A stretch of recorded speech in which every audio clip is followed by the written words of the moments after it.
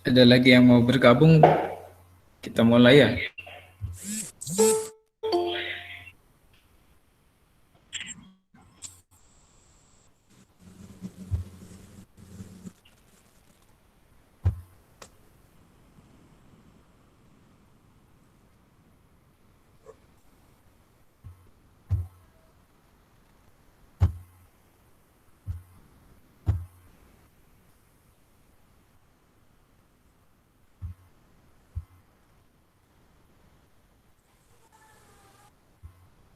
Bismillahirrahmanirrahim. Assalamualaikum warahmatullahi wabarakatuh. Waalaikumsalam Waalaikumsalam warahmatullahi wabarakatuh.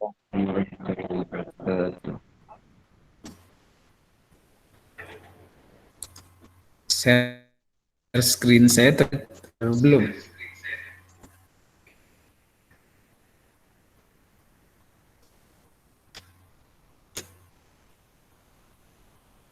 Ada terlihat nggak? Belum ada, Pak. Sudah, Pak. Ada Pak. Ada Pak. Oke, sebagian. Berarti harusnya sudah. Oke, sekali lagi Bismillahirrahmanirrahim. Assalamualaikum warahmatullahi wabarakatuh. Waalaikumsalam warahmatullahi Waalaikumsalam warahmatullahi wabarakatuh. Selamat pagi teman-teman agribisnis ya. Kembali lagi kita bertemu secara virtual pada kegiatan perkuliahan dasar-dasar perlindungan tanaman.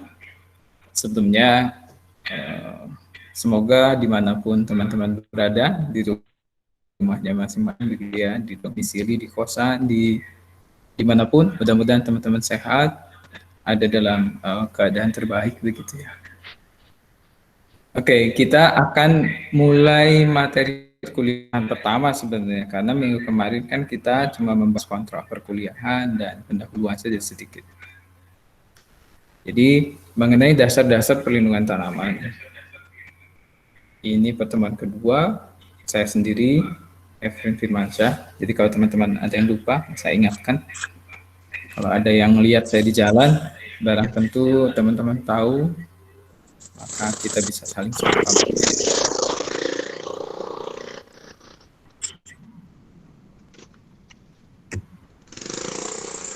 Nah, apa namanya? Berbicara perlindungan tanaman, dasar-dasar perlindungan tanaman. Maka kita akan berbicara mengenai urgensi perlindungan tanaman atau pentingnya perlindungan tanaman. Kenapa kemudian perlindungan tanaman itu menjadi penting untuk dilakukan atau paling tidak untuk dipelajari begitu. Sebelum kita mulai, ini teman-teman yang lain mohon mic-nya di mute dahulu. Nanti kalau sesi tanya jawab baru kita giliran untuk mengaktifkan mic-nya ya. Oke, balik lagi pada pertanyaan kenapa kita harus melakukan perlindungan. Perlindungan apa? Perlindungan tanaman dalam hal ini begitu ya. Termasuk nanti kepentingan orang agribisnis itu apa atau di mana? Kenapa jadi penting begitu. Ini pembicaraan kita akan jauh mundur ke belakang terlebih dahulu. Ini berbicara mengenai jumlah populasi manusia dari masa ke masa begitu ya. Kalau teman-teman ada yang ingat sejarah manusia, ini mulai pada ini nih. Kalau dilihat dari grafik ini, pertama ada jumlah populasi dan tahun yang lalu. Ini artinya berapa tahun yang lalu. Misalkan pada ini yang pertama, zaman berburu atau hunter era. Di mana pada saat itu, ini tahunnya kapan? Ini sekitar 10 pangkat 6 sampai 10 pangkat 5. 10 pangkat 6 itu berapa ratus, ribu, juta, berapa coba? Siapa yang mau jawab? 10 pangkat 6, berapa?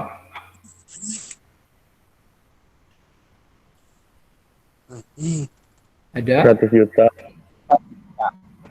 Oke, berarti 1 juta tahun yang lalu ini ceritanya kita belajar sejarah dulu sedikit. 1 juta tahun yang lalu sampai di sini kan 10 pangkat 6 sampai 10 pangkat 5. Berarti kalau 10 pangkat 5 berapa? Berapa? Kalau ini 1 juta, yang 1000. ini 100 1.000? 100.000. 100. Oke. Jadi dari 1 juta tahun yang lalu sampai 100.000 tahun yang lalu, ini berlakunya zaman berburu. Populasi manusianya berapa? Ini antara 10 pangkat 4 sampai 10 pangkat 7. Di sini nih, ini mungkin 10 pangkat berapa? 5 atau 10 pangkat 6. Kalau 10 pangkat 6 berapa tadi? 1 juta. Berarti jumlah penduduk ini, jumlah populasi di dunia itu hanya ada 1 juta orang pada waktu 1 juta tahun yang lalu. Jadi memang sudah banyak kan, ada 1 juta orang. Zaman berburu gimana dia makan? Ada yang bisa jelaskan? Ada yang masih ingat sejarahnya gimana? Kalau zaman berburu itu gimana? Silakan. Jadi gini Pak, kalau zaman berburu itu jadi misalkan jadi kayak nomaden gitu Pak, jadi berpindah-pindah. Jadi kalau zaman berburu itu kalau di suatu wilayah nggak ada makanan, ya pindah lagi ke tempat yang lain gitu Pak. Oke, good, bagus. Begitu ya. Saat zaman berburu, bagaimana cara manusia mendapatkan makanan paling tidak? Karena kalau dipikir-pikir orang itu hidup untuk makan, gitu ya. Kalau zaman dulu kan begitu. Nomaden berpindah-pindah, terus saja berburu. Berpindahnya akan mengikuti buruannya ada di mana. Jadi objek buruannya di mana, dia pasti berburu ke sana. Kalau habis, dia akan nyari lagi. Terus begitu. Hingga dikenal dengan istilah nomaden tadi, berpindah-pindah. Karena mangsanya juga berpindah-pindah. Begitu ya. Itu pertama, itu fase pertama. Terus kemudian ada dari 10 pangkat 5 sampai 10 pangkat 4. Tahun yang lalu. Berarti dari 100.000 tahun yang lalu sampai 10 pangkat 4 berapa? 1000. 10.000 tahun, Baik. Pak. 10.000. Oke, 10.000 ya. Iya, kan 10 pangkat 10.000. Jadi dari 100.000 sampai 10.000 tahun yang lalu, itu masanya sudah berubah. Dari mulai berburu, terus berubah jadi zaman mengumpulkan. Ada yang bisa ceritanya gimana? Kalau Kan zaman, udah berburu tuh, selesai udah. kalau zaman mengumpulkan mah itu kayak apa ya, pas dulu itu kalau zaman mengumpulkan mah kayak ngumpulin kerang gitu Pak, terus disimpan, ada apa ya namanya teh,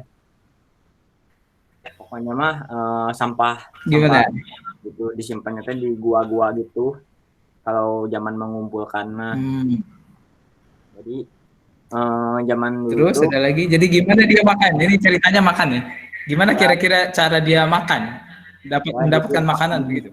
ya makanan laut, jadi kayak makan kerang, ya apa ya namanya teh, apa ya, kejawa meningger gitu, udah pokoknya mah di apa sampah laut ya, seperti ya, kulit kerang gitu.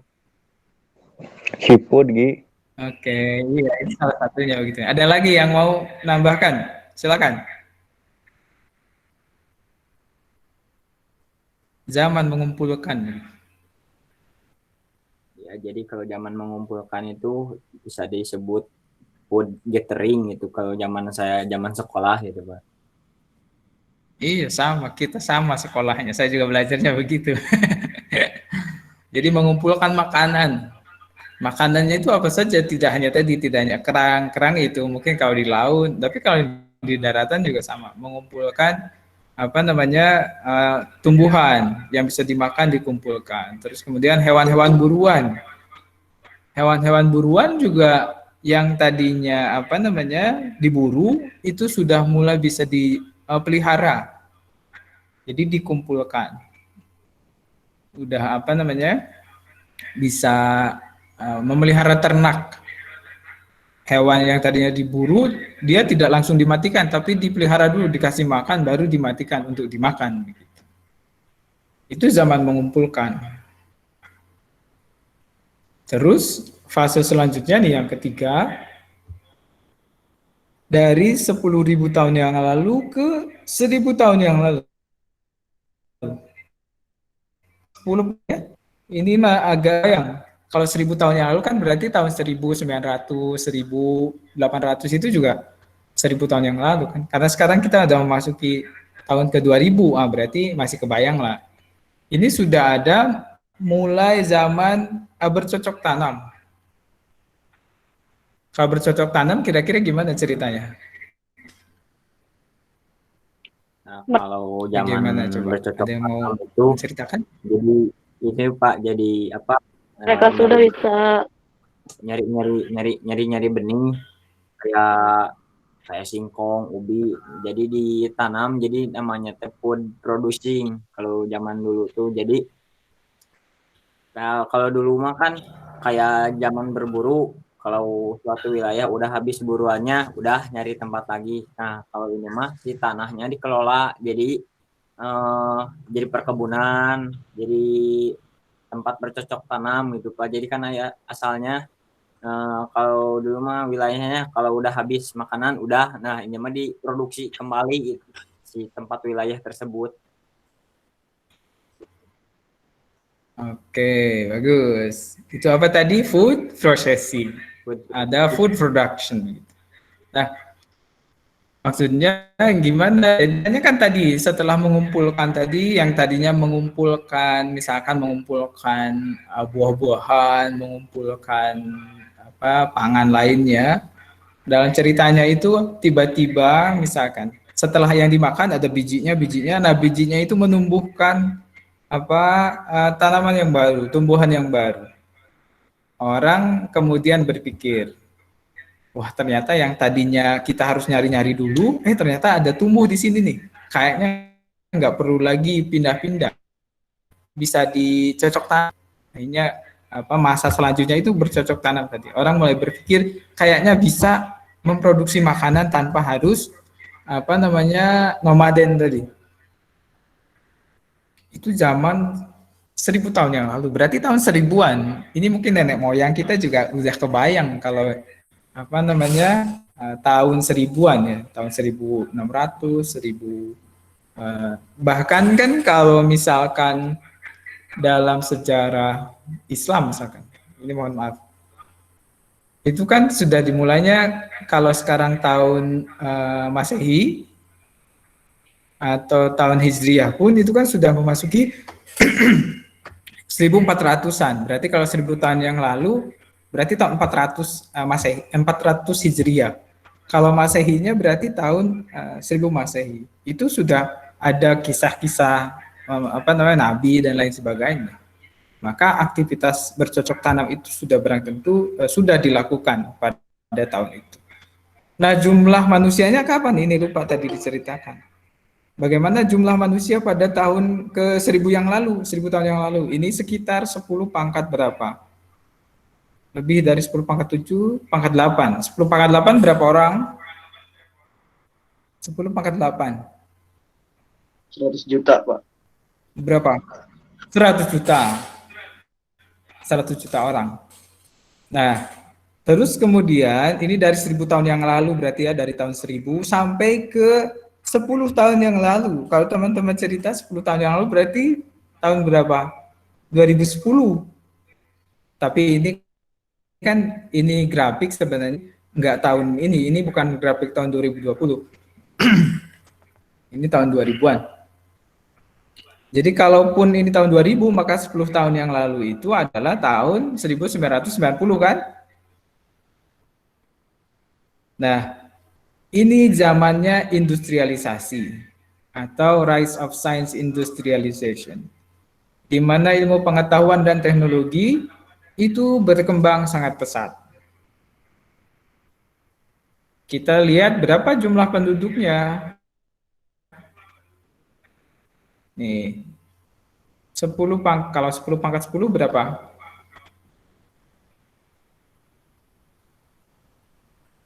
Berapa? 1 triliun, Pak. 100 juta. 1 triliun. Ayo. 10 miliar. Berapa? 100 10 miliar. miliar yang betul. 100 miliar? Coba. Pangkat 10. Berarti nolnya ada 10, begitu kan? Kalau 1 miliar, nolnya ada 9. Tambah 1 jadi 10 miliar. Nah, di zaman industrialisasi itu jumlah orang semakin banyak. Udah miliar. Kalau tadi cuma berapa? 10 juta. Di akhirnya ini di sini ada 10 miliar. Tapi nggak sampai 10 miliar, karena kan 10 miliarnya itu di sini paling atas, sementara ini posisinya di sini nih. Lihat di grafiknya nih, saya tunjukkan. Ini tidak sampai di garis paling atas. Kalau ini 10 miliar, ya mungkin ini berapa miliar? 5 miliarnya atau berapa? Tapi paling tidak yang ditunjukkan oleh grafik ini terjadi peningkatan populasi manusia dari masa ke masa. Paham ya?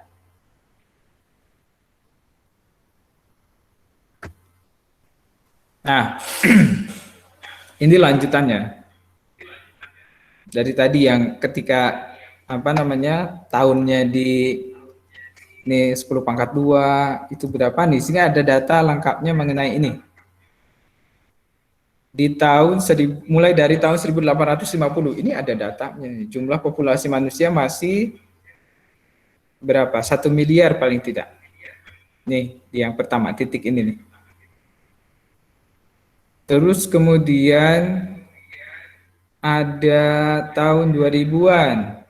Ini kalau dirunut ya, 90 mungkin jadi 1 berapa miliar, sampai 1950 ini 2 miliar. Terus kemudian di tahun 2000.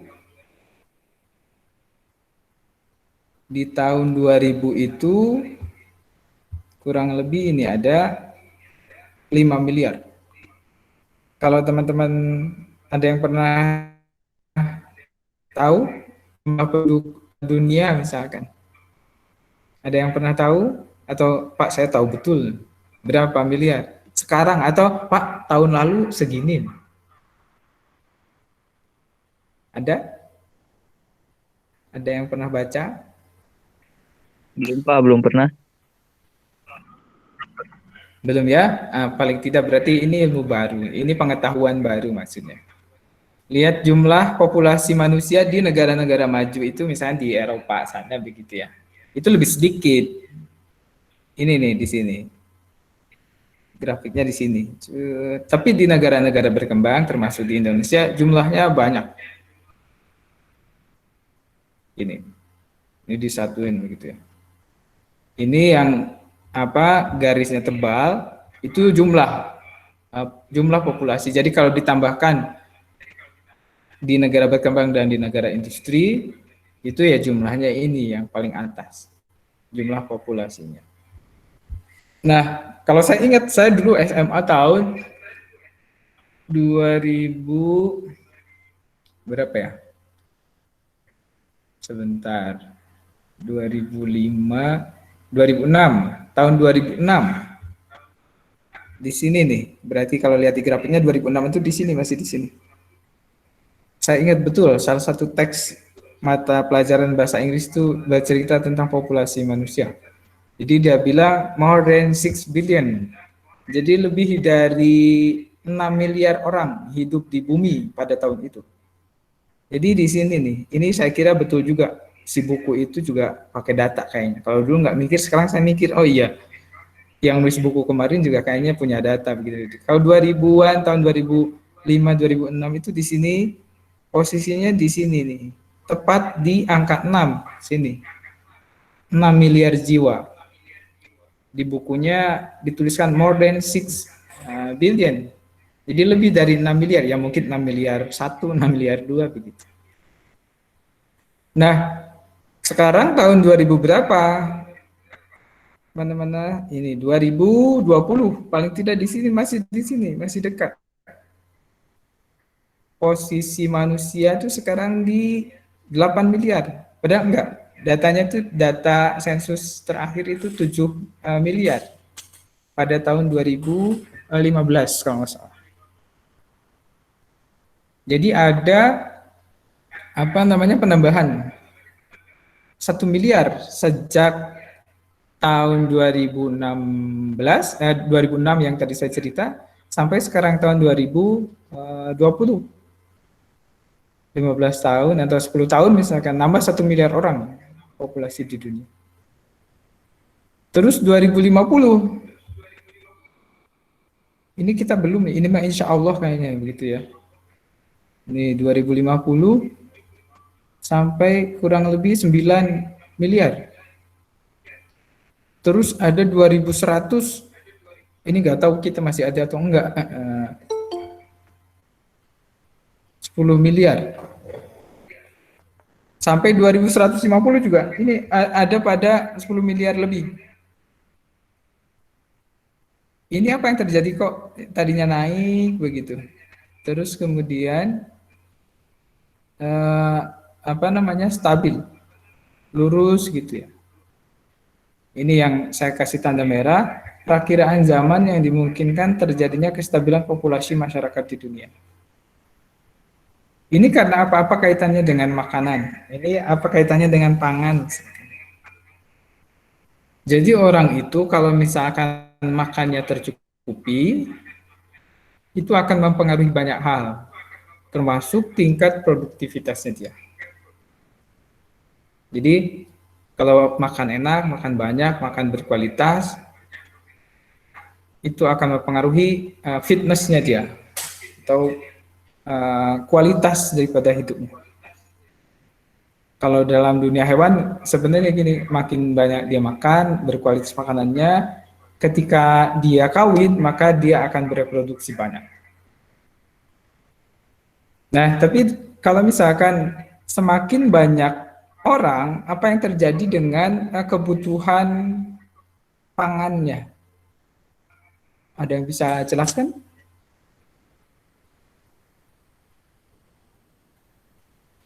Bagaimana?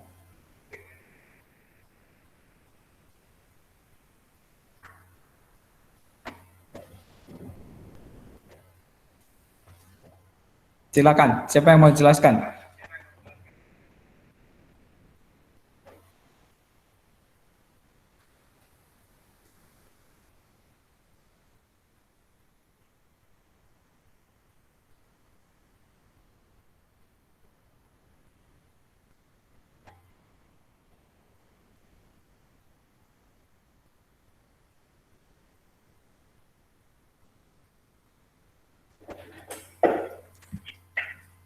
Ada yang mau jelaskan enggak?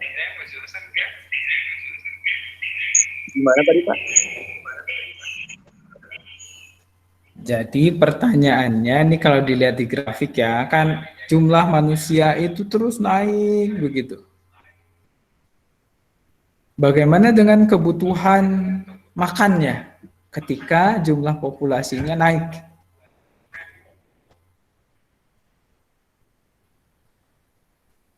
Paham?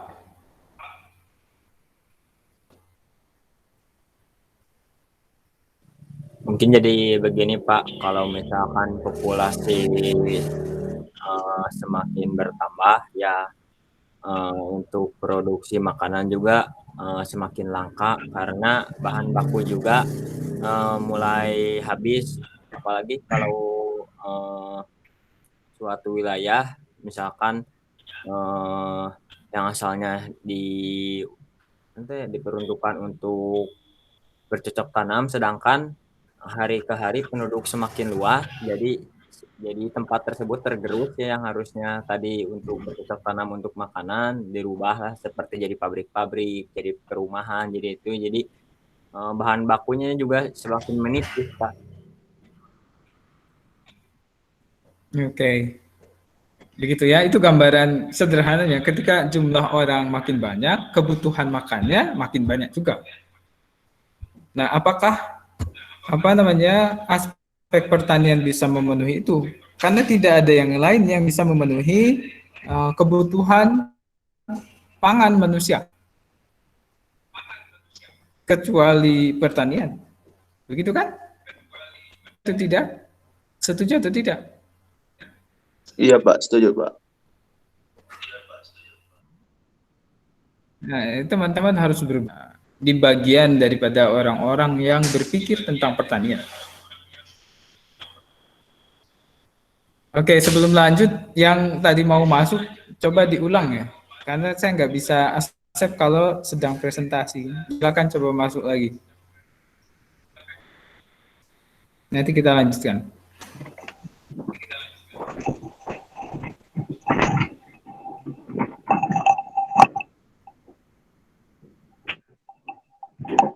Siap.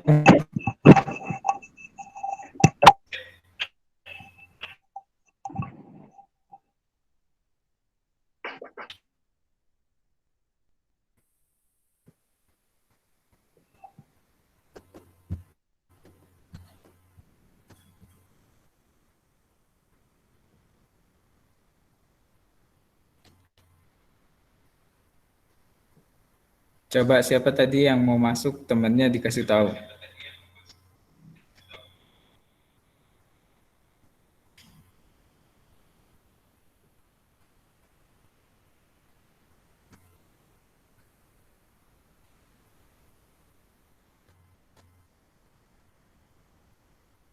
Di chat tadi ada chat.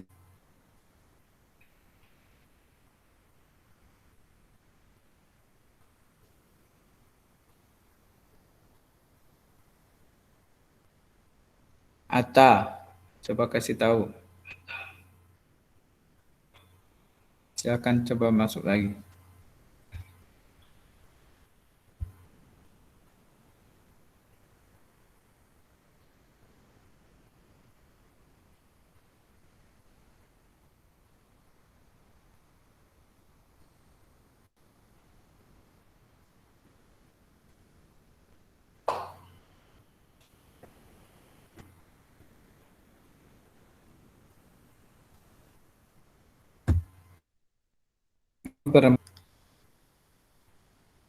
Sudah ada lagi nggak?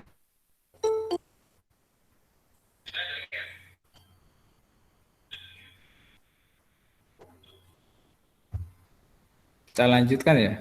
Bentar.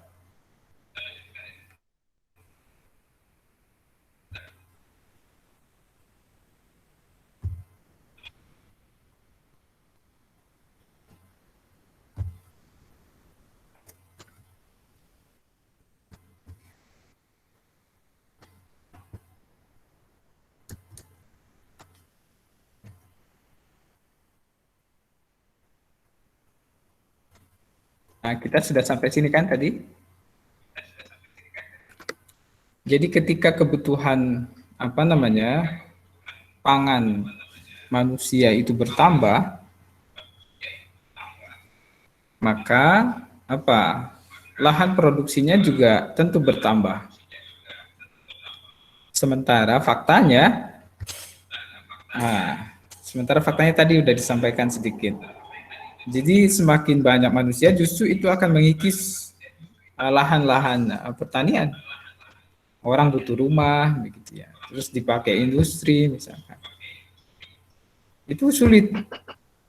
Manusia nambah banyak, lahan produksi makin sedikit. Nah, gimana ceritanya yang sedikit itu bisa tetap ngasih makan orang banyak? Gimana lahan yang sedikit itu bisa memenuhi kebutuhan makan banyak orang yang semakin bertambah tadi? Itu salah satu fungsi atau peran teknologi di sana salah satu. Nah, tapi di tahun ini kan statistik ya. Kita bisa bicara tahun 2150, nggak tahu juga kitanya ada atau enggak. Kalau rata-rata orang hidup 80 tahun misalkan, sekarang di 2020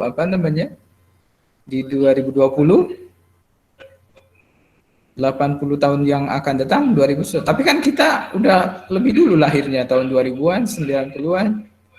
Jadi 80 tahun ke depan paling ada di 2050 inilah. Tapi data ini sudah bicara sampai 2150. Ini perakiraan, namanya perakiraan, diduga-duga. Tapi biasanya kan berdasarkan misalkan laju pertumbuhan begitu. Laju pertumbuhan penduduk misalnya. Nah, ada zaman ini akan stabil. Biasanya kenapa stabil itu karena kapasitas dunia, kapasitas bumi menyediakan kebutuhan manusia itu sudah pada puncaknya. Jadi saat teknologi itu sudah stuck, berhenti mungkin begitu ya. Saya juga nggak tahu. Maksudnya sampai bumi itu sudah nggak bisa lagi menambah kapasitasnya untuk ngasih makan orang. Jadi apa yang terjadi, populasi itu akan stabil. Jadi kalau misalkan ada yang mati berapa, yang meninggal begitu, maka ada yang lahir juga tidak jauh beda. Terus kemudian misalkan orang itu jumlahnya tidak akan nambah begitu banyak dan tidak akan berkurang begitu banyak juga. Jadi stabil nih. Pada tahun 2150 ini jauh sekali. Ini mah mungkin begitu ya. Grafik ini berbicaranya jadi ya mungkin segini kurang lebih begitu perakiraan. Tapi kalau di tahun 2020 ini faktanya betul. Jumlah populasi manusia itu ada 7 miliar lebih. Kalau teman-teman mau searching boleh nanti di di rumah masing-masing berapa jumlah populasi di dunia hari ini paling tidak. 7 miliar atau 8 miliar. Tapi seingat saya sekitar itulah. Terus hubungannya apa dengan pertanian dan perlindungan tanaman? Kan itu pertanyaannya. Kalau dengan pertanian yang tentu tadi, karena yang ngasih makan si orang-orang ini dari tahun kapan sampai sekarang itu ya pertanian. Sekarang aplikasinya misalkan perkembangan teknologi. Cuma sampai bisa kita lihat makanannya, diklik, dipesan, terus datang. Macam pesan online begitu kan. Teknologinya hanya sampai sana saja kan, terus kemudian ada mamang-mamang yang datang nganter makanan, baru kita makan. Tapi yang dimakannya tetap juga hasil pertaniannya. Teknologi belum sampai pada ketika kita lihat makanan, terus diklik, terus kenyang. Kan belum sampai sana. Tetap harus ada makanan yang masuk ke mulutnya. Yang masuk ke mulut itu apa? Yang ditanam juga. Siapa yang nanamnya? Ya orang-orang pertanian. Itu dalam pertaniannya. Terus hubungannya dengan perlindungan tanaman apa? Kepentingan perlindungan tanaman itu bagaimana? Ini tumbuhan sebagai produsen atau tingkat tropik pertama pada rantai makanan atau pada segitiga ekosistem. Ada yang bisa jelaskan bagaimana maksudnya tumbuhan sebagai produsen? Ada yang masih ingat mungkin kalau yang dari IPA? Silakan.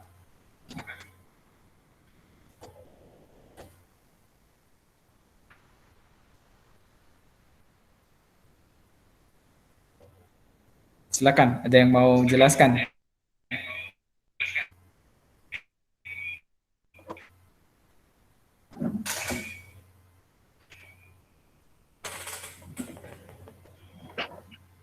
Ada?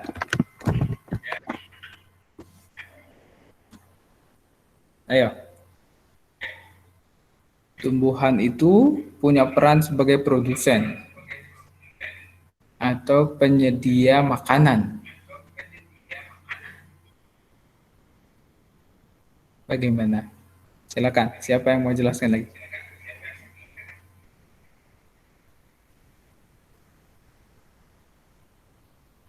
Ada? Ada yang masih ingat? Pelajaran apa di biologi?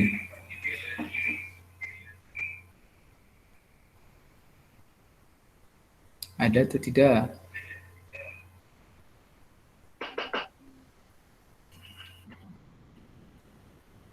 Ayo.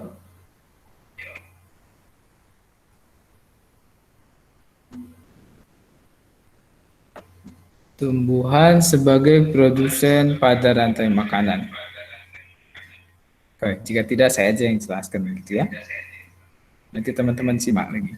Jadi tumbuhan itu dia organisme yang bisa memproduksi makanannya sendiri atau dikenal dengan istilah autotrof.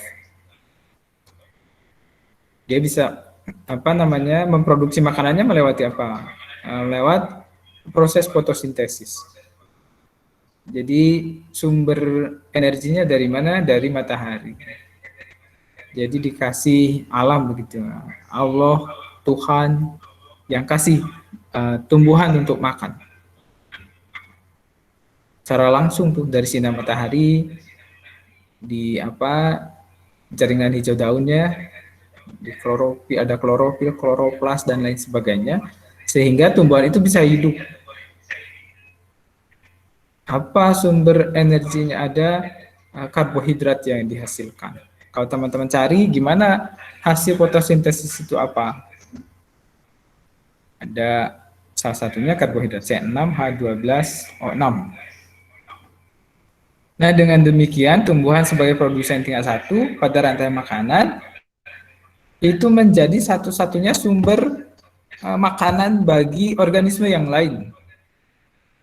Pada tingkat keduanya, kalau si produsen tingkat 1, maka di tingkat kedua itu adalah konsumen tingkat pertama.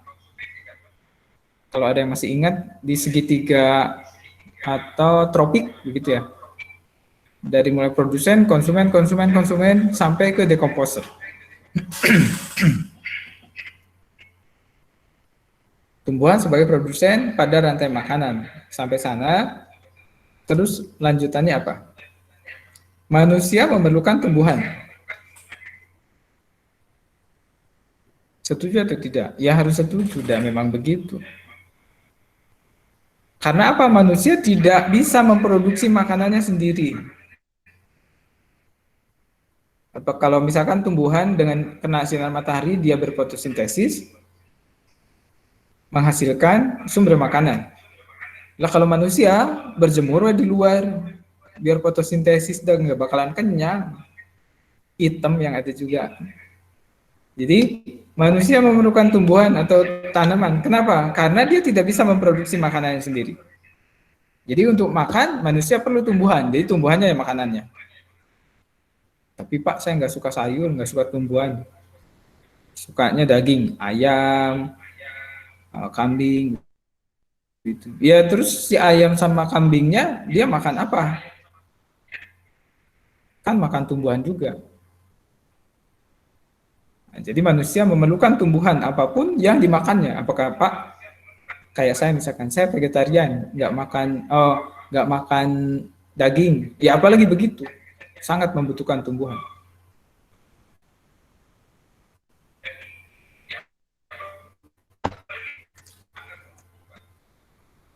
Jadi baik secara langsung ataupun tidak langsung, manusia memerlukan tumbuhan. Secara langsung ya karena kita makan sayur-sayuran misalnya.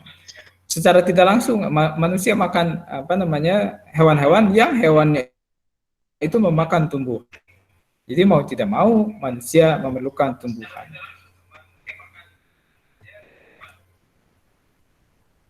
Begitupun organisme yang lainnya. Teman-teman harus menyadari betul bahwa selain hidup bertetangga dengan sesama manusia, kita juga hidup dengan organisme-organisme yang lain, baik itu organisme ataupun bahkan mikroorganisme. Organisme lainnya apa? Organisme lainnya apa? Ya tadi kayak hewan-hewan yang lain yang sama-sama membutuhkan tumbuhan, yang sama-sama membutuhkan tanaman. Nah, terus kemudian terdapat kesamaan kepentingan. Ini apa maksudnya? Kesamaan kepentingannya apa? Jadi antara kita manusia dengan organisme yang lain yang sama-sama membutuhkan tumbuhan sebagai makanannya, maka kepentingannya sama. Bagaimana kita bisa mendapatkan tumbuhan itu, bagaimana kita bisa mendapatkan tanaman itu, bagaimana kita bisa mendapatkan makanan itu. Jadi sama-sama tuh. Nah, muncul kompetisi karena adanya kesamaan kepentingan, maka muncul kompetisi. Kompetisi antara siapa? Antara kita manusia dengan organisme lain itu tadi. Bedanya kan begini, kalau kita mau makan jagung, kita bisa nanam jagung, terus kemudian panen, dan kita dapat jagung. Tapi lain lagi dengan misalkan burung yang makan biji jagung, atau tikus yang makan biji jagung, atau hama apa lagi yang ada pada jagung ya. Misalkan organisme lain yang sama-sama makan jagung. Mereka itu makan jagung tapi tidak bisa menanam jagung. Kita manusia dikasih kelebihan akal, punya pikiran untuk bisa menanam jagung karena kita mau jagung. Tapi organisme tadi dia mau jagung tapi nggak bisa, nggak dikasih kelebihan untuk dia punya kemampuan untuk menanam jagung. Hingga akhirnya apa? Jagung yang kita tanam, ya ketika jagungnya sudah ada, dia datang juga. Burung itu kalau jagungnya sudah kelihatan, dia akan datang juga. Tikus itu akan tahu juga kalau ditanam jagung itu sudah ada bonggolnya, dia bisa naik. Dia tahu itu makanannya, sekalipun dia tahu juga mungkin dia nggak nanam jagung gitu. Tapi ketika jagung itu ada, dia tahu betul itu makanan. Muncullah kompetisi itu jadi. Nah, terus kemudian ini tadi ya, kita dan organisme lain yang menanam dan yang mengganggu. Kalau yang menanam ya itu tadi kita yang menanam jagung, lawan siapa? Lawan yang mengganggu. Tikus tadi, burung misalnya. Kenapa mengganggu? Karena dia tidak nanam tapi dia mau makan juga. Nah, di sini fungsi perlindungan tanaman. Kenapa kita perlu melindungi tanaman kita? Biar apa yang kita tanam bisa kita panen sesuai dengan harapan. Jangan sampai yang kita panen, yang kita tanam, yang panen orang lain. Atau yang kita tanam, yang panen organisme lain. Nah, maka perlindungan tanaman posisinya ada di sana. Bagaimana kita bisa mempertahankan produktivitas dari apa yang kita tanam. Paham sampai sana?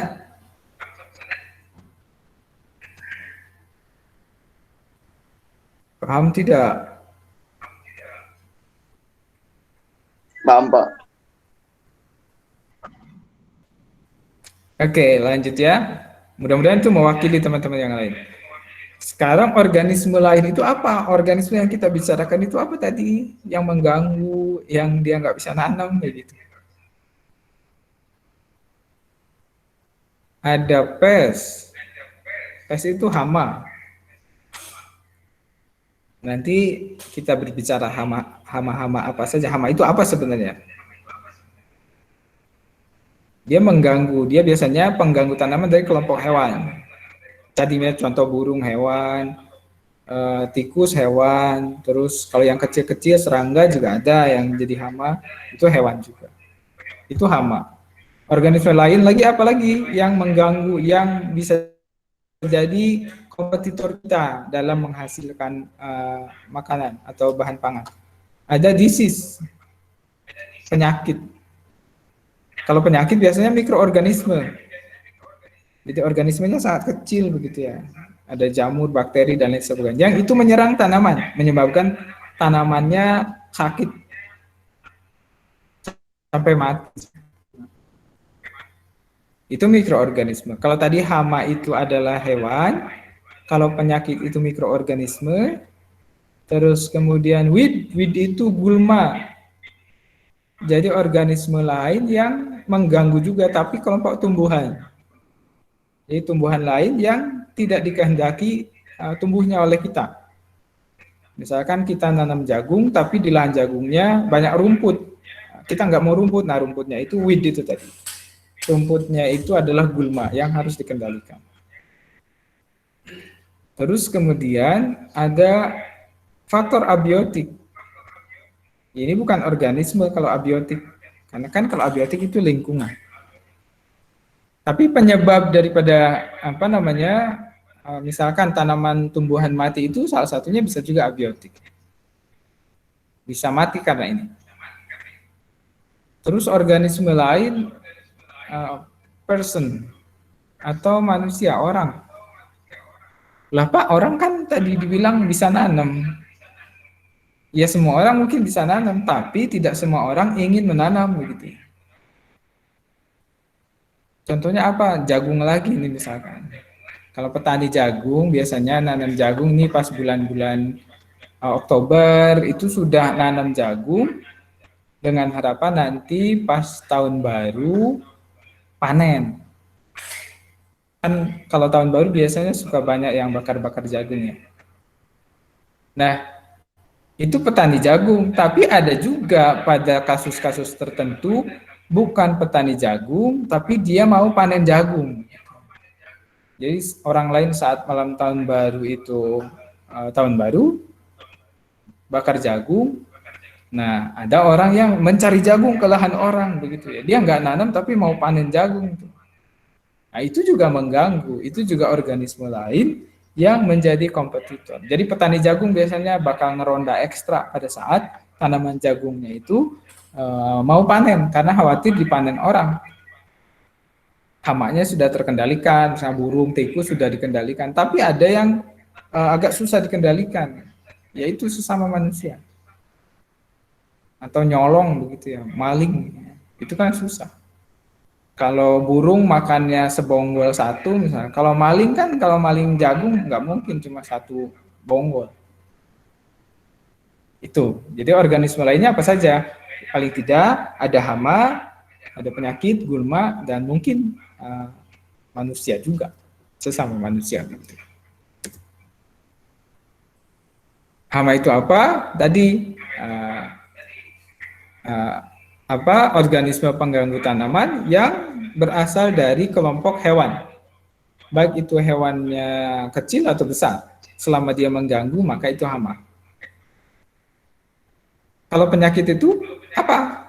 Penyakit itu adalah mikroorganisme penyebab penyakit pada tanaman. Mikroorganismenya bisa jamur. Jamurnya jangan dibayangkan jamur yang gede yang suka dibuat jamur crispy begitu, itu mah gede. Kalau yang mikroorganisme cendawan ya itu jamurnya mikro. Terus selain jamur ada bakteri, nah, ini nggak kelihatan. Mikroorganisme namanya bakteri. Terus virus. Terus apa lagi ya, jamur, bakteri, virus. Nematoda misalkan, itu penyebab penyakit. Mikroorganisme, kuncinya itu. Kalau hama itu organisme dari kelompok hewan, kalau penyakit itu mikroorganisme. Terus kalau gulma itu apa? Gulma itu adalah organisme pengganggu tanaman dari kelompok tumbuhan. Jadi tumbuhan yang mengganggu tumbuhan lain. Atau tumbuhan yang mengganggu tanaman budidaya. Itu gulma. Teman-teman harus ingat betul. Hama itu apa? Penyakit itu apa? Gulma itu apa? Siapa yang melindungi? Siapa yang dilindungi? Terus dilindungi dari apa? Ini pertanyaan-pertanyaan. Siapa yang melindungi? Ada yang bilang tahun kemarin. Siapa yang melindungi? Allah Subhanahu wa taala, Pak, begitu. Itu sudah Ya, saya nggak bisa ngomong apa-apa lagi. Tapi maksudnya begini, dalam hal perlindungan tanaman, maka siapa yang melindungi? Ya kita, sebagai ikhtiar kita apa? Sebagai ikhtiar kita sebagai petani pembudidaya untuk mempertahankan hasil yang kita budidayakan. Siapa yang dilindungi? Ya tanaman budidaya, tanaman yang kita budidayakan, itu yang kita lindungi. Dilindungi dari apa? Dilindungi dari serangan-serangan organisme lain tadi. Hama, penyakit, gulma, atau orang tadi bisa. Begitu. Nah, terus kemudian ada arti penting organisme pengganggu tanaman. Kenapa sih organisme pengganggu tanaman atau kita singkat selanjutnya OPT? Kenapa OPT menjadi sangat penting? Penting di sini penting untuk dipelajari begitu ya. Penting untuk diketahui. Nah ini organisme pengganggu atau COPT menjadi penting terutama karena menyebabkan kehilangan hasil. Kan perlindungan tanaman itu tujuannya bagaimana kita bisa mengurangi kehilangan hasil yang diakibatkan oleh COPT tadi. Nah, kehilangan hasil ini merupakan selisih antara hasil tanaman dalam keadaan tanpa gangguan dengan tanaman yang kondisinya ada gangguan. Jadi kalau misalkan ada ini, saya kelihatan nggak saya pegang pulpen? Kelihatan, Pak. Kelihatan Kelihatan, nggak? Pak. Kelihatan, Pak. Nih gini ya. Bayangkan si ballpoint ini adalah hasil tanaman tanpa gangguan. Jadi tanamannya sangat bagus sekali. Nggak ada yang ganggu. Gitu. Hasilnya bagus. Bayang ya? Nah, terus kemudian, kelihatan? Ini ada ballpoint dan tutupnya. Ini tutupnya nih. Nah, si ballpoint ini yang ada runcingnya begitu ya, yang tanpa tutup ini adalah hasil tanaman yang terkena gangguan. Kebayang nggak? Kalau ini hasil tanaman tanpa gangguan. Nah, terus kemudian hasil tanaman yang terkena gangguan gangguan OPT itu ini. Maka yang dimaksud dengan kehilangan hasil dalam perlindungan tanaman adalah selisihnya, selisih antara ini si tanaman tanpa gangguan dengan tanaman yang terganggu. Maka kehilangan hasilnya mana? Ya ini. Paham nggak?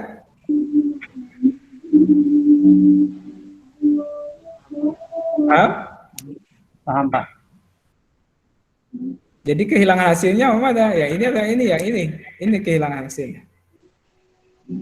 Ini selisih antara ini dengan ini. Gitu ya.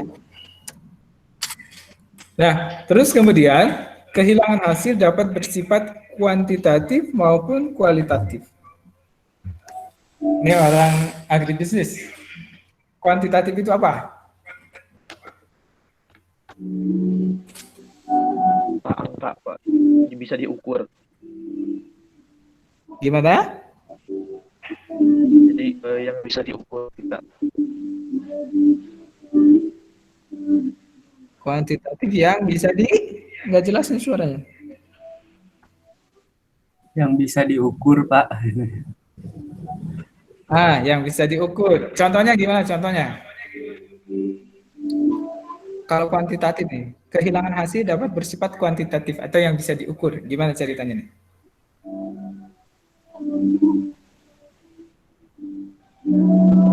Gimana contohnya?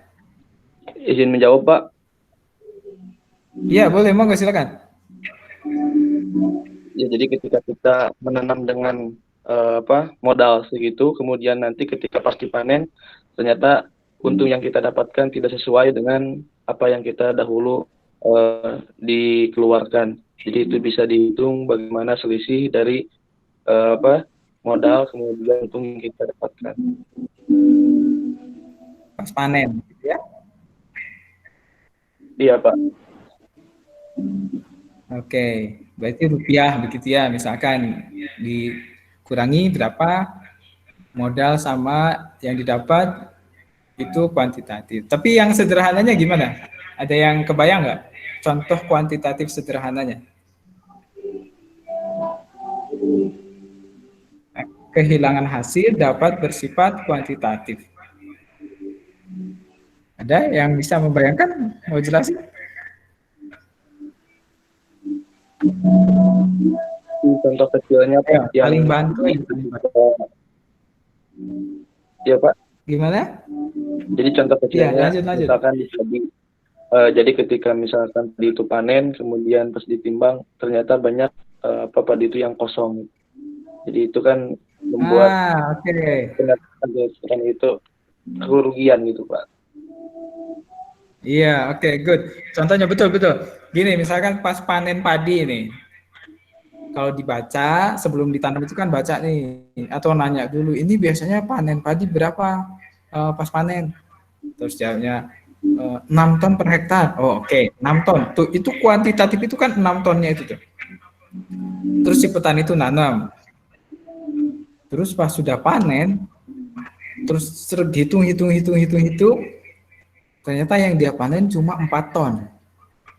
Padahal harusnya 6 ton. Tapi kok dia panennya cuma 4 ton. Maka kehilangan hasilnya berapa ton? Selisihnya tadi antara 6 ton dengan 4 ton. Ada 2 ton yang hilang tuh. Maka itu kehilangan hasil bersifat kuantitatif.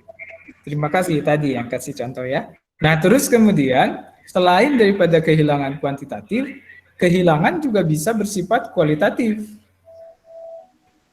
Kalau kualitatif gimana? Ayo coba.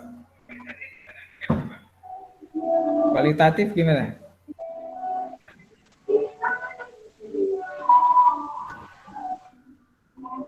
Ya, siapa yang mau kasih penjelasan?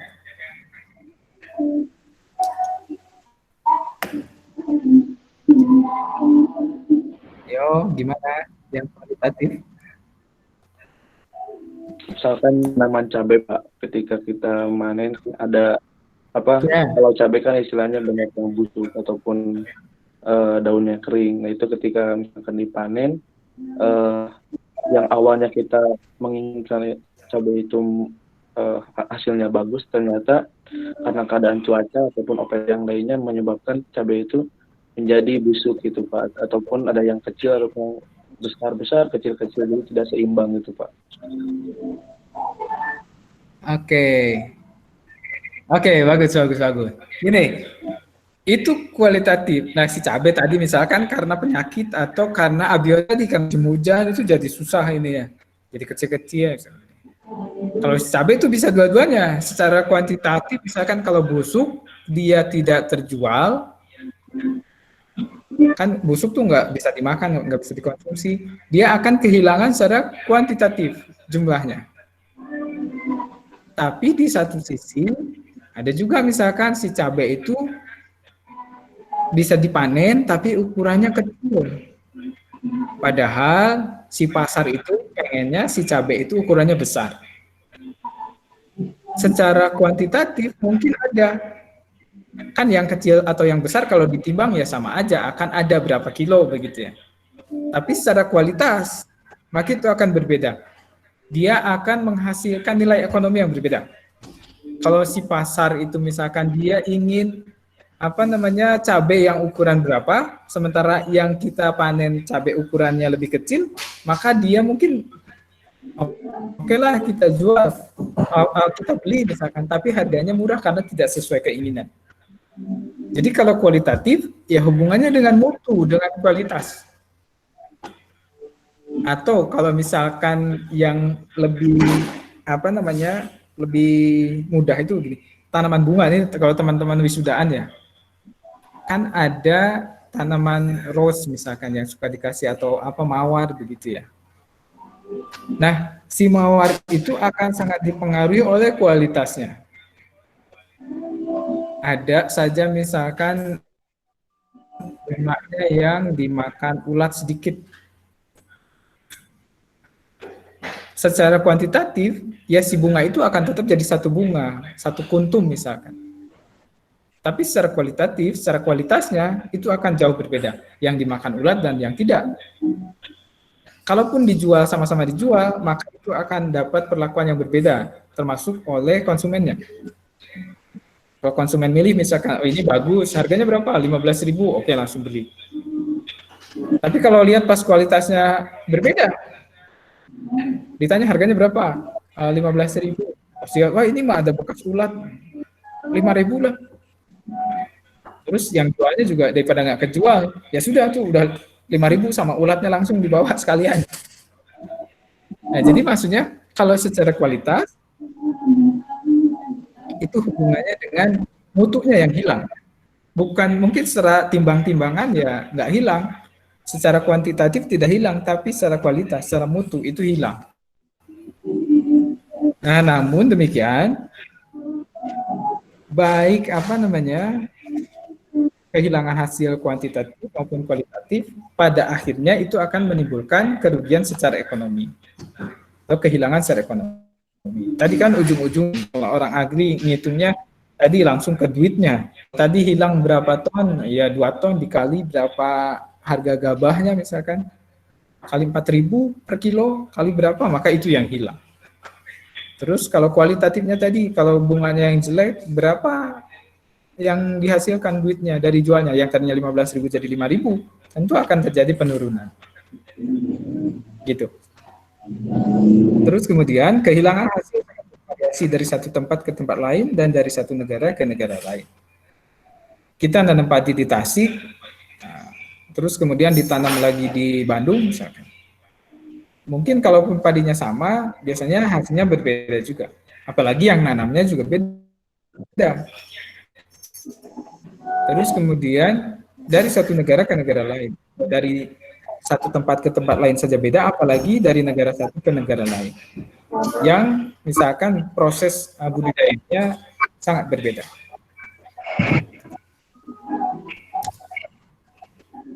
Nah, ini ada tabel kehilangan hasil. Sebelum ini ada yang bertanyakan dulu, silakan. Ada atau tidak, atau kita lanjut?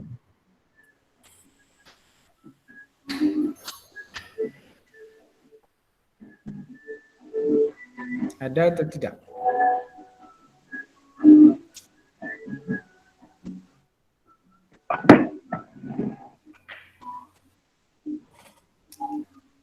Ada atau tidak?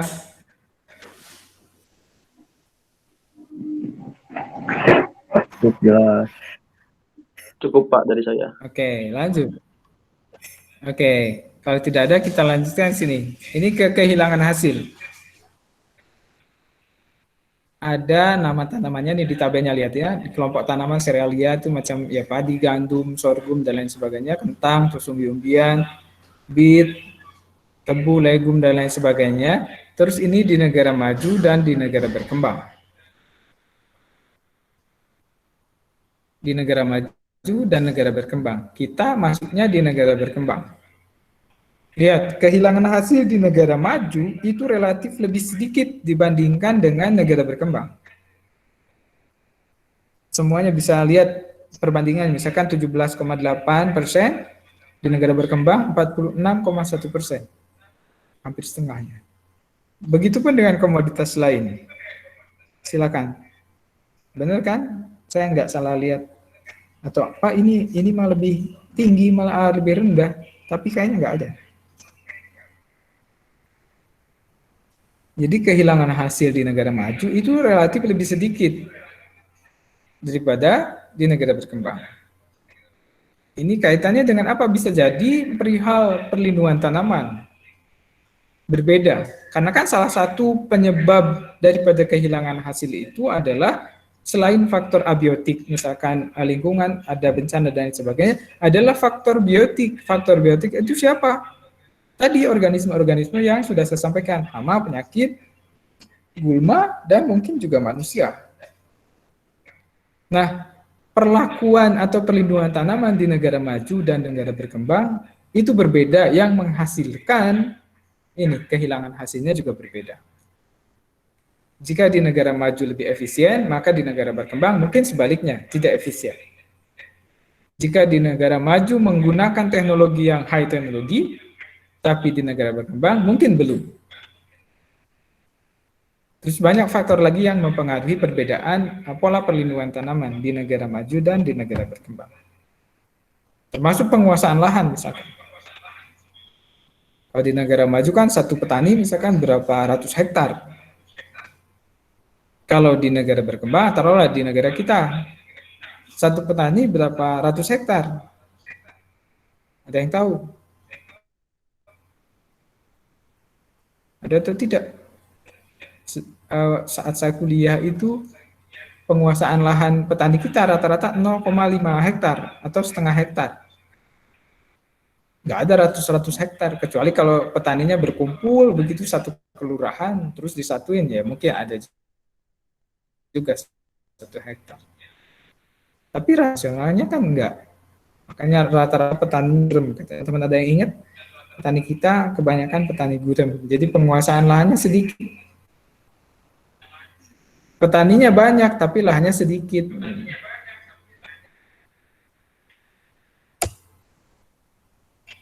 Nah, terus kemudian ini ada kehilangan hasil. Ini tabel kehilangan hasil. Tabel kehilangan hasil itu berbicara ini faktor-faktor penyebab kehilangan hasilnya. Ada maksimum attainable yield, itu hasil maksimum yang bisa didapatkan pada saat kondisi serba maksimum, serba bagus begitu ya. Jadi lihat di grafik batang yang paling tinggi, itu namanya maksimum attainable yield, atau hasil panen yang mungkin didapatkan. Ini biasanya hasil hitung-hitungan, atau ada yang bilang theoretical yield, jadi hasil panen secara teori.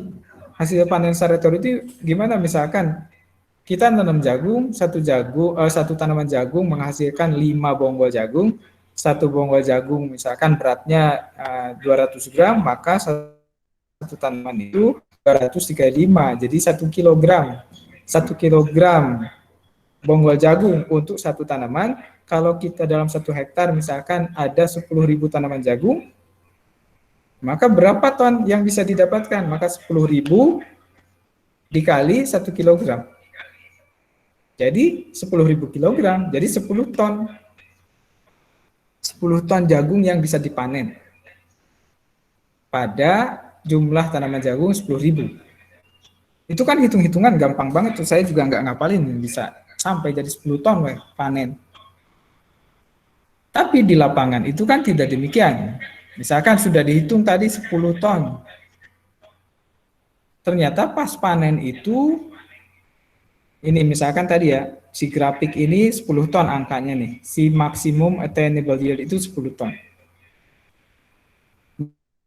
Nah, kemudian di sini attainable yield, jadi hasil panen yang betul-betul didapatkan. Ini yang kita dapatkan ternyata cuma 9 ton. Padahal harusnya 10 ton tadi udah dihitung. 1 ton lagi kemana? Biasanya ini lihat di ini nih penjelasan yang pertama. Ada site specific atau abiotic constraint. Jadi bisa jadi 10 ton itu hitungan ketika ditanamnya pada di mana. Misalnya di Tasik 10 ton, terus saya tanam di Bandung. Pas di Bandung kok jadi 9. Padahal sama banget. Perlakuannya sama, benih sama, perlindungan tanamnya sama. Ini ada abiotic constraint. Ada faktor-faktor abiotik yang tidak bisa kita kendalikan. Yang itu mempengaruhi faktor produksi. Hilanglah sudah 1 ton, jadi 9 ton itu sudah alhamdulillah begitu. 9 ton ini ketika upaya maksimum perlindungan tanamannya dilakukan dengan baik. Proses budidayanya, pemupukan dan sebagainya itu juga baik. Nah, tapi ada lagi ini panen yang actual yield. Ini grafik batang ketiga. Ini lebih rendah dari attainable yield. Ini aktualnya. Lah ternyata saya panen enggak 9 ton juga. Ini mungkin 6 ton. Kok enggak 6 ton padahal tadi udah dari 10 ton. Kok jadi 6 ton? 4 ton lagi kemana? Nah, bisa jadi 4 ton itu hilang karena ini OPT ini ada seedling disease, ada penyakit pada saat pembenihan. Terus ada sampai ini ada insect, weed dan nematoda. Jadi ada serangga, gulma dan nematoda penyebab penyakit. Jadi kalau si OPT ini tidak dikendalikan, maka kita akan panen yang actual ini. Nih kan lihat, crop loss or yield gap. Jadi ini kehilangan hasilnya itu ini, karena ini. bagaimana perlindungan tanaman itu kita bisa mengurangi kehilangan hasil ini akibat serangan hama, penyakit, dan gulma, sehingga yang kita bisa dapatkan adalah ini, yang attainable yield. Kok nggak yang maksimum? Yaitu tadi saya bilang, ada kalanya kita tidak bisa mengendalikan faktor lingkungan atau abiotic constraint. Faktor lingkungan yang sama sekali tidak bisa kita kendalikan begitu. Jadi paling tidak kita bisa panen yang ini, attainable yield, ketika proses perlindungan tanaman dijalankan untuk mengendalikan serangan hama, penyakit, dan gulma. Nah, terus kemudian ada lagi ini yang terakhir, primitive yield. Primitif itu kayak ngebayangin tadi yang hidup saat zaman nomaden begitu, 10 juta tahun yang lalu. Nah, primitif yield itu gimana ceritanya? Bisa jadi yang tadinya 10 ton, ini mungkin hanya 2 ton saja. Kok bisa? Padahal nanam maksudnya pengen panen 10 ton. Pas panen, kok cuma 2 ton? Ini ketika yang nanam cuma nanam saja. Ini ada improvement in crop protection to death. Jadi perlindungan tanaman telat untuk dilakukan atau bahkan sama sekali tidak dilakukan. Jadi serangan nematoda dan lain sebagainya itu ya nggak dilakukan atau telat dilakukan. Jadi primitif sih. Sangat jauh dari potensi hasil yang seharusnya. Dari 10 ton dia cuma 2 ton saja. Itu. Ini beberapa istilah yang teman-teman nanti harus pahami betul mengenai kehilangan hasil dalam perlindungan tanaman. Terus ada gangguan, kerusakan, dan kerugian. Gangguan itu apa?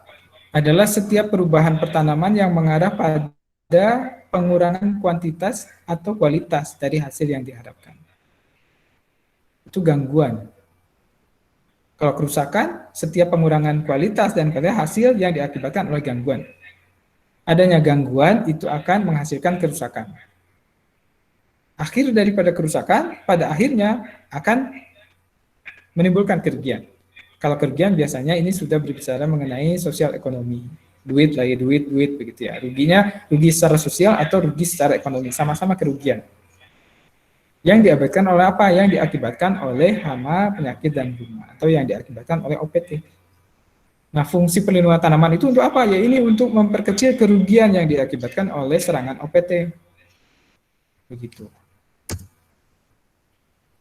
Nah, perlindungan tanaman ini mempelajari hubungan antara OPT, tanaman, dan lingkungan. Ini kalau lihat di balon-balon ini ada 3, ada lingkungan, tanaman, dan OPT-nya. Ini saling mempengaruhi. OPT akan mempengaruhi lingkungan, lingkungan mempengaruhi tanaman, tanaman mempengaruhi manusia. Kita dibekali kemampuan untuk menguasai semuanya sebenarnya. Bagaimana kita bisa menguasai lingkungan, tanaman, dan organisme pengaruh tanaman. Ini bidang-bidang lain yang kaitannya erat dengan perlindungan tanaman. Ada entomologi, mikologi, bakteriologi, virologi, klimatologi, sampai antropologi, ilmu masyarakatnya. Nah, ini statement yang paling penting daripada kegiatan perlindungan tanaman. Jadi perlindungan tanaman itu diperlukan bukan untuk meningkatkan hasil, melainkan untuk mengurangi kehilangan hasil. Kalau berbicara tadi di grafik kehilangan hasil tadi, saya coba mundur. Nah, di sini perlindungan tanaman itu bukan untuk meningkatkan ini nih. Kalau tadi ini udah jelas 10 ton, terus perlindungan tanaman digunakan, gimana caranya ini bisa jadi 11 ton. Enggak kayak gitu. Fungsi perlindungan tanaman itu bagaimana ini mengurangi kehilangan hasil ini akibat penyakit, hama, gulma, nematoda. Bagaimana kita bisa mengurangi gap ini sehingga antara actual yield-nya, antara yang kita panen dengan yang seharusnya itu tidak begitu jauh. Karena apa? Karena tingkat serangan ini yang kita kendalikan. Itu fungsi perlindungan tanaman, kuncinya begitu ya. Nah, ini terakhir ada tugas. Ini sekaligus untuk praktikum pertama. Jadi tugas praktikum pertama adalah teman-teman berbicara atau teman-teman akan berperan sebagai reporter perlindungan tanaman. Tugasnya pertama cari berita tentang serangan OPT yang pernah dilaporkan media, baik media cetak maupun elektronik. Tapi biasanya saya sarankan untuk media cetak. Jadi teman-teman akan mudah mereportasenya jadi berita. Jadi tinggal dibaca begitu ya. Yang terbaru lebih bagus. Terbaru itu maksudnya begini, mungkin tahun sekarang 2010 ya beritanya awal tahun gitu. Atau 2019 itu terserah. Terus kemudian nanti teman-teman buat dalam bentuk video. Videonya teman-teman seolah sebagai reporter pembawa berita yang memberitakan, mewartakan berkaitan dengan perlindungan tanaman. Dan cantumkan sumber berita di dalam video yang dibuat. Jadi apa namanya sumber beritanya dicantumkan. Gitu. Sampai sini paham? Tugasnya nih, jangan nanti saya jelaskan di apa namanya di praktikum. Sudah. Paham semuanya untuk tugasnya? Paham. Pak. Ya, paham. Nanti saya share contoh video kakak kelas itu ada yang bagus begitu ya, saya kira. Jadi paling tidak nanti teman-teman juga membuat satu hal yang sama yang begitu. Ada teman-teman Agri sudah buat. Nanti saya share ke Giri ya, contoh daripada video video hasil kerja kakak tingkat teman-teman. Terkait apa berkaitan dengan reportase perlindungan tanaman. Ada yang mau tanyakan dulu?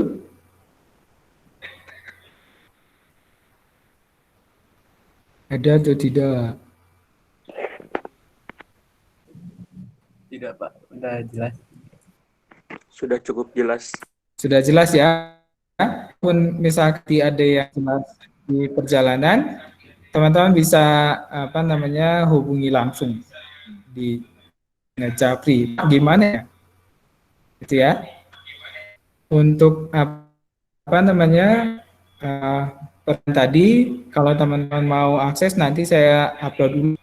Jadi bisa belajar lagi di rumah. Yang tidak hadir ya nanti sendiri saja. Dan mohon diingatkan diri nanti ya temannya yang nggak hadir dari kemarin itu tahun kedua paling tidak kalau nggak hadir terus kan sayang ini. Itu ya. Yakin ini nggak ada yang mau didiskusikan dulu? Pak izin bertanya Pak, boleh? Boleh lah.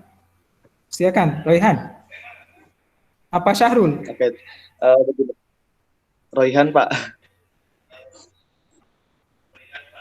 Oh, Royhan. Kalau Syahrul mah Kaprodi ya. Ini Pak, terkait dengan misi dari Indonesia sendiri yang Gimana, ingin menjadikan Royhan? dirinya sebagai terdengar Pak? Iya, jelas. Iya. Jadi gini Pak, tentang ambisi atau misi dari Indonesia sendiri yang nantinya katanya akan ingin menjadi lumbung padi nasional, kemudian juga penyedia pangan bagi negara lain. Nah, yang menjadi titik permasalahan yang saya temukan gitu Pak, ketika presiden kita sendiri itu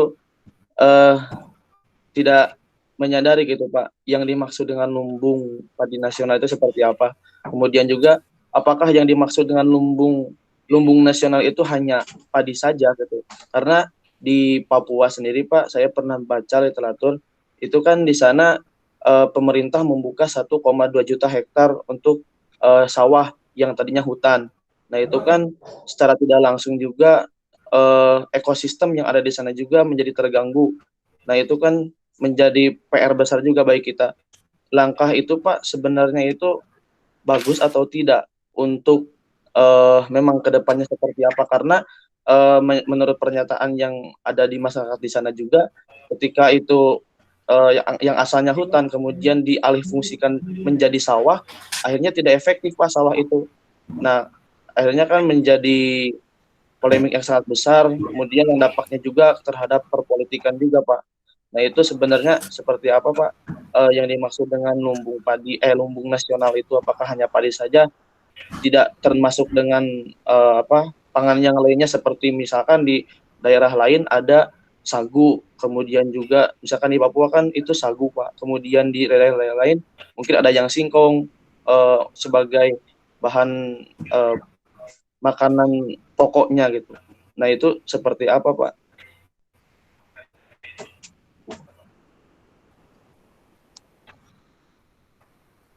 Oke, Raihan, bagus ya, udah baca-baca. Itu dari sejak kapan ya? Apa namanya visi untuk menjadi lumbung pangan? Bukan, seingat saya lumbung padi gitu. Lumbung padi apa Asia atau apa ya? Tapi gini, itu kan terkait dengan kebijakan yang memang pada akhirnya akan dirasakan oleh masyarakat yang menjalankan. Nah, kalau yang dimaksud dengan lumbung padi nasional itu mungkin ke arah swasembada nasional. Bagaimana kita bisa mengisi kebutuhan padi, memenuhi kebutuhan padi itu dari sawah yang ada di negara sendiri. Kan sementara sekarang kita masih ada kebijakan impor dan lain sebagainya. Itu tandanya apa kan? Berarti masih ada yang kurang. Nah, pembukaan lahan, pencetakan lahan baru. Kalau misalkan yang dibukanya itu adalah sawah, maka tentu targetnya adalah peningkatan produksi padi. Apakah nanti dampaknya itu sudah barang tentu akan berdampak negatif terhadap ekosistem, apalagi ekosistem alami diubah menjadi ekosistem buatan seperti sawah tadi. Kalau misalkan baik buruknya ya tentu itu akan sangat subjektif terkait dengan apalagi misalnya di Papua masyarakatnya makan, tapi sekarang juga di sana sudah banyak yang makan nasi, makan beras. Biasanya akan masalah lainnya dengan sosial ekonomi karena terkait dengan kebiasaan. Begitu. Jadi apakah maksud dari lumbung pangan itu lumbung pangan padi atau pangan nasional? Biasanya justru ada komoditas unggulan misalkan. Kalau berbicara lumbung pangan biasanya ya nggak hanya padi. Lumbung padi ya berarti hanya padi saja, termasuk pencetakan sawah itu tujuannya untuk apa? Untuk mendapatkan produktivitas untuk menghasilkan padi yang lebih banyak lagi. Tapi kalau pangan yang tidak hanya padi, bisa jadi bagaimana pemerintah itu mendorong peningkatan produksi tanaman yang lain. Misalkan ada kebijakan pajale, padi, jagung, kedelai. Yang didorong itu bukan hanya jagung, bukan hanya padi, tapi jagung dan kedelai. Gitu. Paham ya? Siapa tadi? Rehan?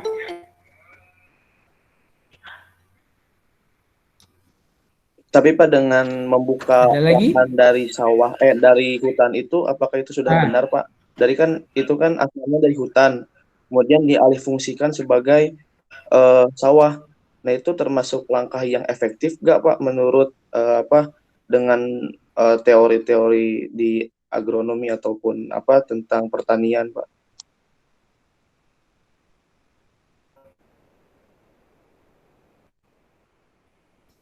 Iya, kalau misalkan ini sudahnya kalau kita mau nanam padi, kita butuh lahan untuk tanam padi. Maka penggunaan pengalihan fungsi daripada hutan misalkan menjadi lahan itu langkah yang memang ya mau tidak mau kalau misalkan memang targetnya mau nanam padi. Tapi kalau dari sisi ekosistem itu sangat jauh banyak hal yang terdampak ketika ekosistem alam, ekosistem buatan itu sangat banyak sekali gitu. Jadi kalau misalkan langkah yang tepat atau tidak, ya kalau misalkan tadi kembali lagi pada tujuannya. Termasuk dari kita bicaranya dari sisi mana? Dari sisi pembudidaya padi ya mau nggak mau lahan, kalau mau nanam padi butuh lahan padi. Tapi kalau dari sisi yang lain, kalau kita orang ekologi misalkan pemerhati lingkungan, tentu akan sangat, kayaknya itu hutan yang heterogen misalkan, diubah jadi sawah yang homogen, itu banyak dampaknya, banyak dampaknya. Begitu. Jadi saya bukan membetulkan atau menyalahkan atau itu tidak tepat, tapi dari banyak hal itu akan punya pandangan yang berbeda-beda. Gitu. Raihan ya, bagus. Yang lain juga bisa tidur tuh, banyak baca-baca apa, ada kasus apa gitu. Ada yang lagi berang gimana gitu. Sehingga ya membuka wawasan. Sekalipun jauh ke Papua gitu. Ada lagi? Raihan? Syahrul. Terima kasih Pak. Ya Pak, jelas. Oke. Ayo, ada lagi? Ibu-ibunya ada berapa orang? Ada 4 orang, Pak, ibu-ibunya. 4 orang. Ada yang mau nanya?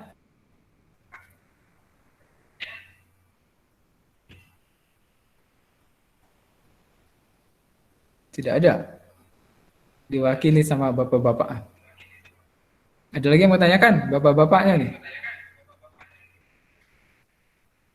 Atau sudah? Jam 8. Ada? Sudah? Tidak?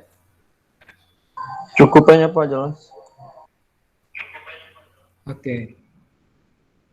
Oke, kalau cukup, tadi ya, jangan lupa untuk tes reportasenya. Nanti saya sampaikan contohnya ke Giri. Nanti Giri share, teman-teman lihat, terus kemudian segera laksanakan begitu. Praktikumnya untuk 2 minggu, jadi ada waktu 2 minggu untuk mengerjakan itu.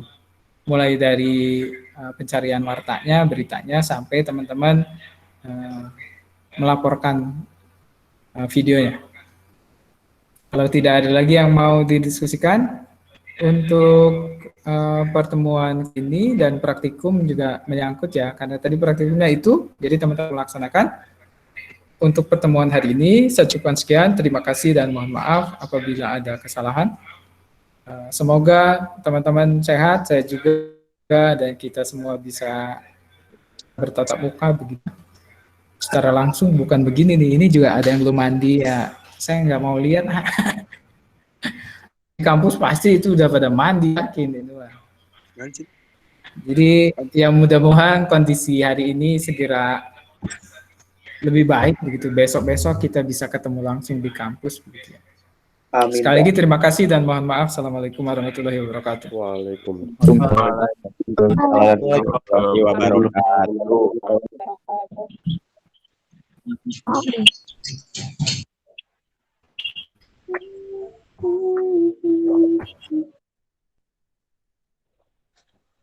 Ya, hal yang